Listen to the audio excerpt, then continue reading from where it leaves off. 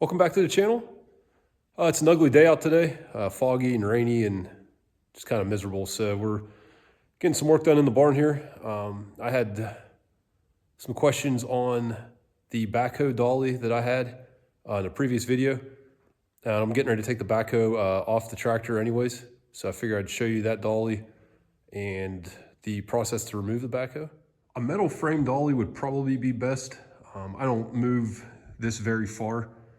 But if you were moving it on uneven ground, or I guess moving it around a lot, I guess a metal frame dolly would probably be better. This one I built out of mostly 2x4s. I got the two 4x4s here where I kind of set the base of the backhoe on, and then there's notches cut out of the sides, you can see, and that's where those tie down points they fit into. I ran the majority of the weight, I should say, is over the two sets of casters. Majority of the weight would be on the left, and then but then the bucket goes over here on the right. So you don't need a lot of support in between, or in the middle, I should say. But I did run some vertical 2x4s just to help strengthen that up a little bit. I didn't have those on at first and I didn't have any issues, but one of the times I had the backhoe on the tractor and had the dolly, I put those vertical 2x4s on the side just to give it a little extra strength.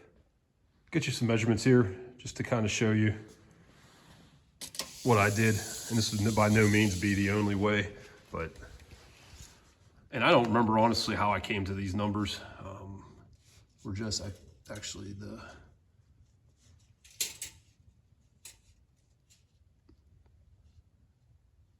So we're rated about 7 feet long, and then on width, just under 20 inches. I know I did want to have it as wide as possible, just to try and make it more stable. And again, I'd have those two little notches. You'll see how those fit in. One thing that you probably could change is these casters here. You can move those back probably almost centered under these notches here. Like I said, I didn't have any issues, or haven't had any issues with it the way it is here, but moving those casters back would probably center up your weight. I would say the center of the weight's closer to where these notches are. I'll get the camera set up. We'll go ahead and I'll show you the process of pulling this backhoe off using this dolly. And then we'll show a few more things once the backhoe is removed and on the dolly.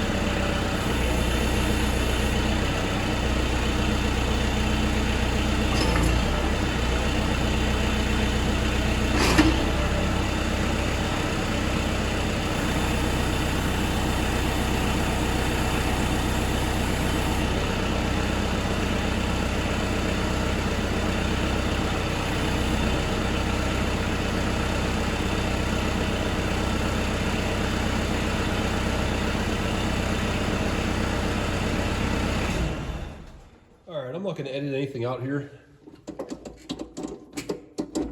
Just want to show how long it actually takes to remove this backhoe. I shut the camera off there just to get it repositioned for pulling the hydraulic lines.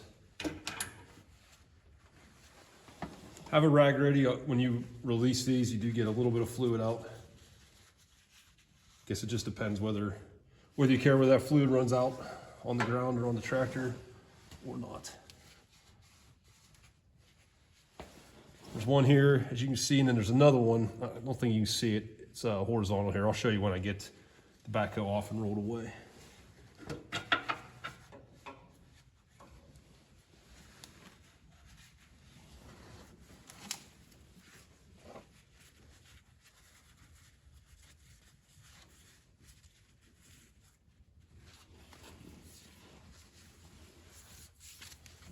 So this is the one that stays connected to the tractor.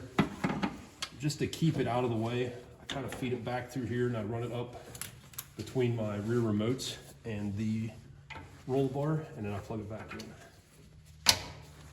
You have to have that plugged back in or reconnected to have your 3-point hitch linkage work.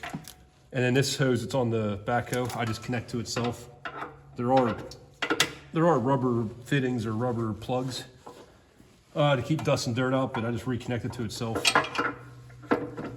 That way it's not falling around anywhere. And then I just put the pins also back in the backhoe. I'll show you this. That's the other hydraulic line. So right now it's fully disconnected. I'm gonna reposition the camera and show you how easy it is to roll. But I mean, that was about 5 minutes, give or take, not counting moving the camera. I obviously already had the tractor in position here. So I don't know, I guess you could say maybe 10 minutes by the time you start the tractor up, get it positioned and get everything disconnected.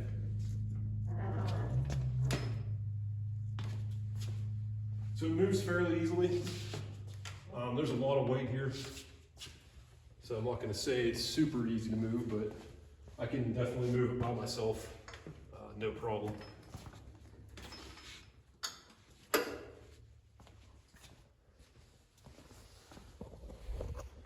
One part I showed on the video removing the backhoe, you got to put the 3-point hitch arms back on. I'm not going to re-show that, but that's another, say, 5-10 minutes to get the tractor back to how it was. This is that other line I disconnected. You can see I just reconnected it here. You could use these, you could plug, let me get the camera in the right place. You could plug this male end with this, and the female end, you could plug with this and then just stick the hose up under a seat, or that might even be what this hole's here for, I don't know. But I just usually plug it back in. One thing I do here before I store it is I will get a small 1-inch ratchet strap, and I will run a ratchet strap from this outrigger to that one. They drift down slightly. When it's connected to the tractor, after 3 or 4 days, I'd say these cylinders extend, sorry, right here. You probably have 2-3 inches on the cylinders after it sits for, like I said, 2-3 days, 4 days maybe. So I don't think wouldn't be a huge deal, but I spin this around and push it back, basically right back in that corner, so I don't want them drifting down at all. All right, I threw that ratchet strap on quick. I grabbed it and forgot to hit record on the camera, but that just shows you. It's got a ratchet strap that goes across, goes right in front of the control center there. Get this pushed back in the corner, and you can see me moving it again.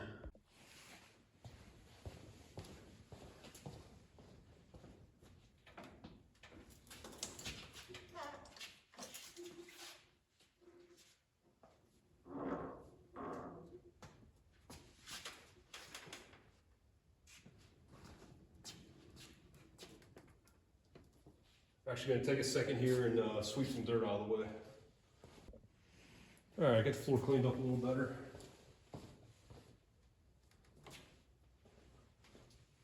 If you do build one of these dollies, I would definitely spend the extra money to get good high quality casters.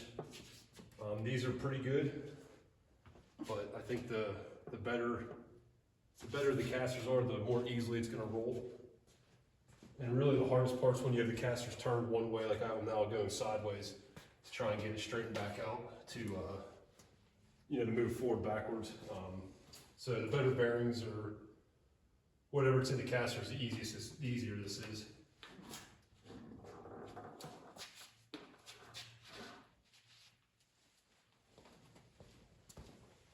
I just gotta be careful here that I don't run this outrigger into the metal siding on the building.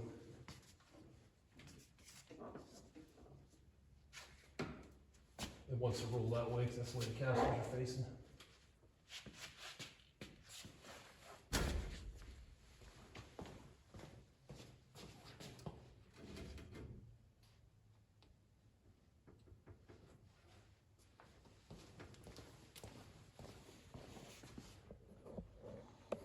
All right, that's about as close into the corner as I can get it. I'm about a ½ inch away from the metal on that side.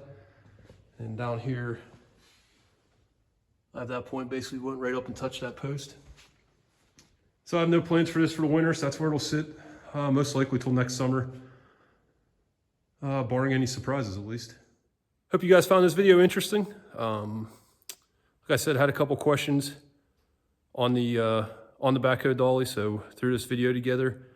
Just kind of showing the process for removing the backhoe and then how I have it on the dolly. But if anybody has any more questions on this or any questions on anything else I showed here, you know, drop a comment below or shoot me an email. But other than that, I hope you enjoyed the video, and we'll see you on the next one.